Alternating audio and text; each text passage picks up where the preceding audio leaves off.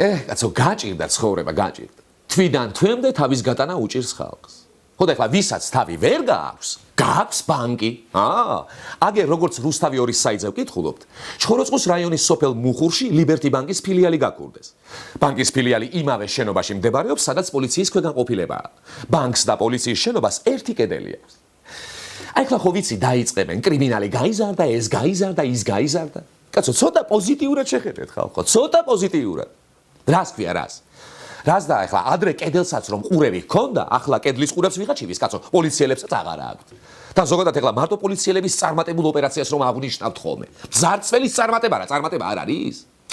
აი გაუქმდება ახლა სავიზო რეჟიმი, გავა ეგ მძარცველი ევროპაში უკვე კარგად გაწვრთნილი და იქ წარმატებას თუ მიაღწევს, იმ გამოგზავნილი ფულით ისევ ხა ჩვენი ქვეყნის ეკონომიკას არ დაეხმარება. არ დაეხმარება. დაეხმარება. და საერთოდაც კაცო ეს ბანკების ძარცვა რომ მოხშირდა, ეგ არის მთლიანად ნაცმოძრაობის პროვოცირებული. კაცო სპეციალურად დაყარეს მაგათ ხმა ხალხში რომ ბევრი ფულია ბანკებში და მაგიტომაც ხდება ამდენი ძარცვა. ოღონდ ეხლა ისეთ ფილიალებს ძარცვავენ ხოლმე ძირითადად, რომ ეხლა მაგ ფილიალებს მარტო ძარცველი თუ მიაგნებს და კიდევ რუსთავი 2-ის ჟურნალისტი.